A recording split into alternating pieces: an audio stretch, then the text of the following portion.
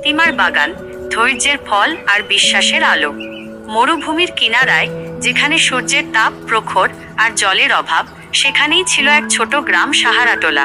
এই গ্রামের অধিকাংশ মানুষই ছিল দরিদ্র, কিন্তু তাদের অন্তর ছিল ঈমানের আলোয় আলোকিত। সাহারাটোলায় বাস করত আব্দুল্লাহ ও তার স্ত্রী ফাতিমা। তাদের ছিল 3টি ফুটফুটে সন্তান, বড় ছেলে ইউসুফ, মেজ মেয়ে মারিয়াম আর ছোট ছেলে আয়মান। আব্দুল্লাহ ছোটখাটো জিনিসপত্র তৈরি করে বাজারে বিক্রি করতেন, কিন্তু লাভ হতো সামান্যই। ফাতিমার সবচেয়ে বড় স্বপ্ন ছিল তাদের কুঁড়ে ঘরের পাশে ছোট্ট এক টুকরো জমিতে একটি সবজির বাগান তৈরি করা। তিনি ভাবতেন, যদি কিছু সবজি ফলানো যায় তাহলে অন্তত সন্তানদের পুষ্টির অভাব কিছুটা মিটবে। কিন্তু এই মরুভূমির মতো শুষ্ক জমিতে জল ছাড়া গাছ লাগানো ছিল প্রায় অসম্ভব। গ্রামের কূপটি ছিল অনেক দূরে, আর জল বয়ে আনা ছিল এক কষ্টসাধ্য কাজ। ধৈর্যের বীজ রোপণ। গ্রামের অন্য মহিলারা ফাতিমাকে বলতো, ফাতিমা, তুমি বৃথা চেষ্টা করছো, এই জমিতে কিছুই হবে না, জলের অভাবে সব শুকিয়ে যাবে। কিন্তু ফাতিমার ঈমান ছিল পর্বতসম।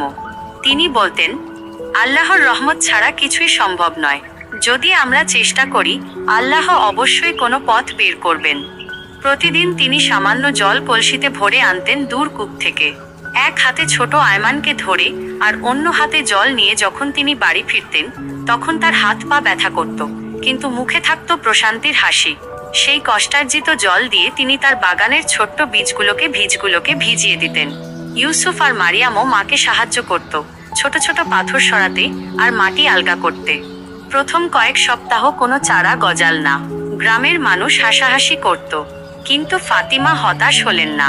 তিনি নিয়মিত আল্লাহর কাছে দোয়া করতেন, হে আল্লাহ, আমাদের প্রচেষ্টা কবুল করো এবং এই জমিতে বরকত দাও। তিনি পবিত্র কোরআনের আয়াত পাঠ করতেন এবং মনে মনে দৃঢ় বিশ্বাস রাখতেন যে আল্লাহ কখনো পরিশ্রম বৃথা যেতে দেন না। বিশ্বাসের ফল। 1 মাস পর এক সকালে ইউসুফ আনন্দের সাথে চিৎকার করে উঠল, মা, দেখো, সবুজ। ফাতিমা দৌড়ে এসে দেখলেন মাটি ফুঁড়ে বেরিয়ে এসেছে ছোট্ট সবুজ চারাগাছ। 1টা, 2টো, তারপর আরো অনেকগুলো। ধীরে ধীরে তার বাগান জীবন্ত হয়ে উঠল। লাউ, শিম, পুঁই শাক আর কিছু মরিচ গাছের চারা মাথা উঁচু করে দাঁড়াল। গ্রামের মানুষজন অবাক হয়ে গেল। তারা বলতে লাগলো, এ তো আল্লাহরই কুদরত, ফাতিমার ধৈর্য আর দোয়ার ফল। আব্দুল্লাহর চোখে জল এসে গেল। তিনি ফাতিমার দিকে তাকিয়ে বললেন, তোমার ঈমান ও বিশ্বাস আজ আমাদের চোখে আঙুল দিয়ে দেখিয়ে দিল, আল্লাহর ওপর ভরসা রাখলে অসম্ভবকেও সম্ভব করা যায়। ফাতিমার বাগান থেকে শুধু সবজিই ফলল না, সেটি আশা ও উদ্দীপনার প্রতীক হয়ে উঠল সাহারাটোলায়। গ্রামের অন্যরা ফাতিমার বাগান দেখে অনুপ্রাণিত হলো এবং নিজেরা ছোট ছোট বাগান করার চেষ্টা শুরু করলো। ফাতিমা তাদের পরামর্শ দিতেন এবং জলের সঠিক ব্যবহারের পদ্ধতি শেখাতেন।